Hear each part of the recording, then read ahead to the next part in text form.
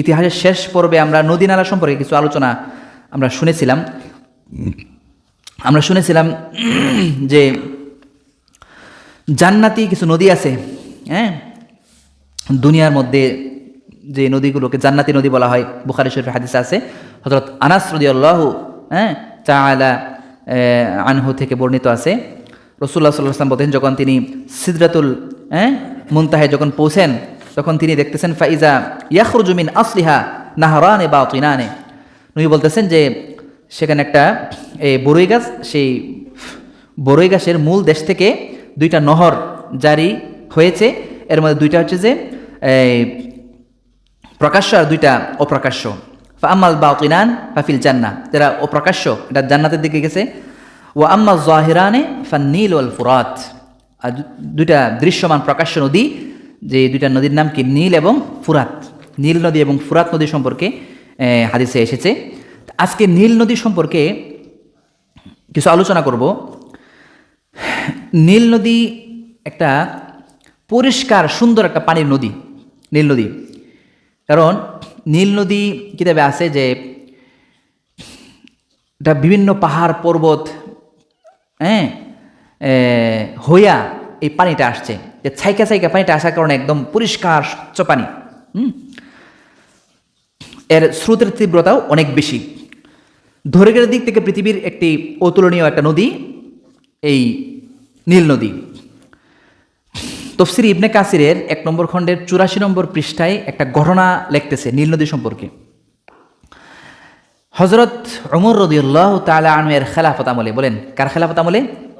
ওমর রাদিয়াল্লাহু তাআলা যখন শাসন করতেন, ওনার শাসন আমলে, তখন হযরত আমর ইবনে আস রাদিয়াল্লাহু তাআলা আনহুকে যখন তিনি পাঠিয়েছিলেন মিশর জয় করার জন্য, তিনি মিশর জয় করেন। কে বলেন?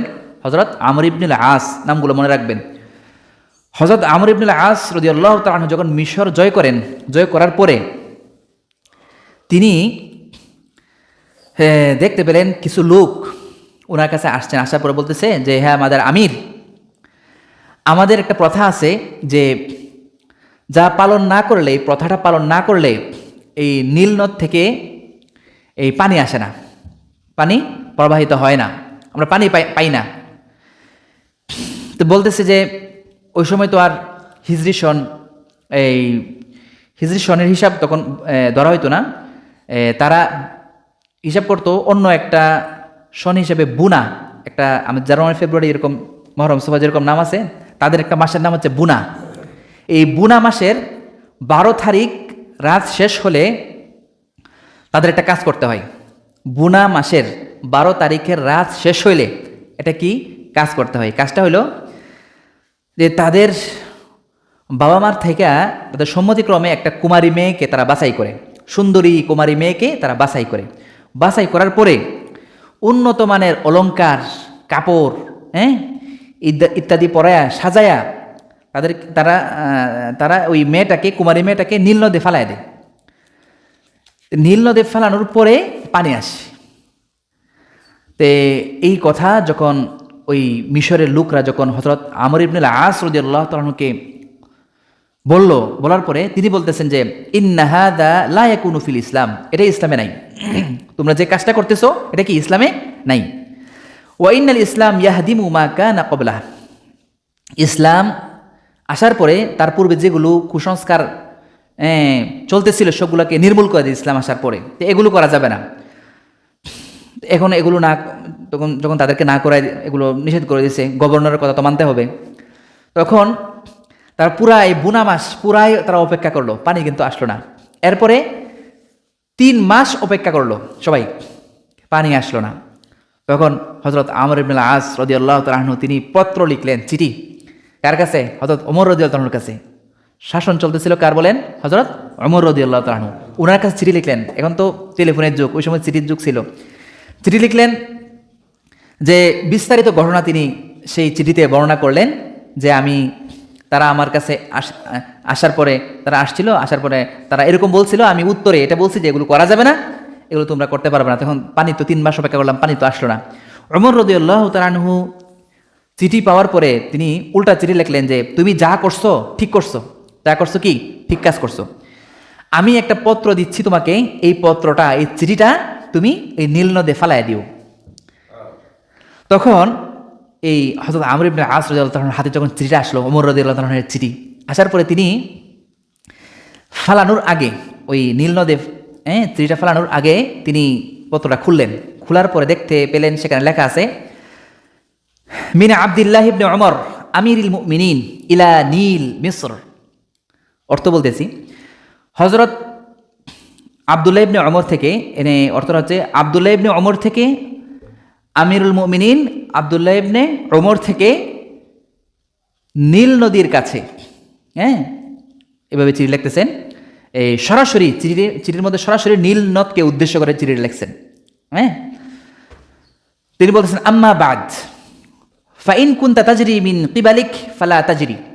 নীল নদকে উদ্দেশ্য করে চিঠি লিখতেছেন যে তুমি যদি তোমার পক্ষ থেকে প্রবাহিত হও, তুমি যদি তোমার পক্ষ থেকে প্রবাহিত হও, তাহলে তুমি প্রবাহিত হও না, তুমি বন্ধ থাকো। ওয়াইন কানা মিনাল্লাহিল ওয়াহিদিল কাহার হুয়াল্লাযী ইয়াজরিকা ফানাসআলুল্লাহ আন ইয়াজরিয়াকা। যদি তোমার পানি আল্লাহ তাআলার পক্ষ থেকে জারি হয়, তাহলে আমরা আল্লাহ তাআলার কাছে চাইতেছি তিনি যেন তোমাকে জারি করে দেন। এর অর্থ হচ্ছে এটা। তাহলে পুরা চিঠিটা কিরকম ছিল, মিন আব্দুল্লাহ ইবনে ওমর আমিরুল মুমিনিন ইলা নীল মিসর আম্মা বাদ ফাইন কুনতা তাজরি মিন কিবালিক ফালা তাজরি ওয়াইন কানা মিনাল্লাহিল ওয়াহিদিল কাহার হুয়াল্লাযী ইয়াজরিকা ফানাসআলুল্লাহ আন ইয়াজরিয়াকা। এই চিঠি যখন হযরত আমর ইবনে আস রাদিয়াল্লাহু তাআলা আনহুর হাতে আসলো, তিনি এটা ওই নীল নদে ফেলে দিলেন। ফেলে দেওয়ার পরে তিনি শুক্রবার রাতে তিনি এটা ফেলেছেন। শনিবারের দিন দেখা গেল যে পানি এমনভাবে প্রবাহিত আল্লাহ তাআলা করেছেন যে এক রাতে 16 হাত পানি বৃদ্ধি পেয়েছে। 16 হাত পানি, এক রাতে 16 হাত পানি বৃদ্ধি পেয়েছে। আজ পর্যন্ত সেই পানি আর বন্ধ হয়নি। এইভাবে এই আল্লাহ পাক রব্বুল আলামিন মিশরবাসীর সেই কুপ্রথাকে চিরতরে বন্ধ করে দিয়েছেন। যাই হোক, এই নীল নদী এই আল্লাহ তাআলা এইভাবে কিয়ামত পর্যন্ত জারি করেছেন। তাহলে নীল নদী সম্পর্কে আমরা একটা ঘটনা শুনলাম। যাই হোক, ফুরাত নদী সম্পর্কেও আলোচনা আছে হাদিসে যে কিয়ামতের আগে ফুরাত নদীর পানি কিন্তু শুকিয়ে যাবে। এটা গবেষণা করে দেখা গেছে যে প্রতি বছর অনেক কমতেছে ফুরাত নদীর পানি। ফুরাত নদীর তলদেশ দিয়ে স্বর্ণের পাহাড় প্রকাশ পাবে। যে স্বর্ণের পাহাড় নিয়ে যুদ্ধ হবে, দুইটা দলের মধ্যে, দুইটা পরাশক্তি যুদ্ধ করবে। এই বিষয়ে বিস্তারিত আলোচনা ইনশাআল্লাহ সামনে আলোচনা করব। তো যাই হোক, ইতিহাসের আলোচনা আজকে অতটুকুই। আল্লাহ তাআলা আমাদের সবাইকে বুঝায় এবং আমল করার তৌফিক দান করুন। ইতিহাসের শেষ পর্বে আমরা নদী নালা সম্পর্কে কিছু আলোচনা আমরা শুনেছিলাম যে জান্নাতি কিছু নদী আছে। দুনিয়ার মধ্যে যে নদীগুলোকে জান্নাতি নদী বলা হয়, বুখারী শরীফের হাদিসে আছে। হযরত আনাস রাদিয়াল্লাহু তাআলা আনহু থেকে বর্ণিত আছে, রাসূলুল্লাহ সাল্লাল্লাহু আলাইহি ওয়াসাল্লাম বলেন, যখন তিনি সিদরাতুল মুনতাহায় যখন পৌঁছেন, তখন তিনি দেখতেছেন ফাইজা ইয়াখরুজু মিন আসলিহা নাহরানে বাতিনানে। নবী বলতেছেন যে সেখানে একটা বরই গাছ, সেই বরই গাছের মূল দেশ থেকে দুইটা নহর জারি হয়েছে। এর মধ্যে দুইটা হচ্ছে যে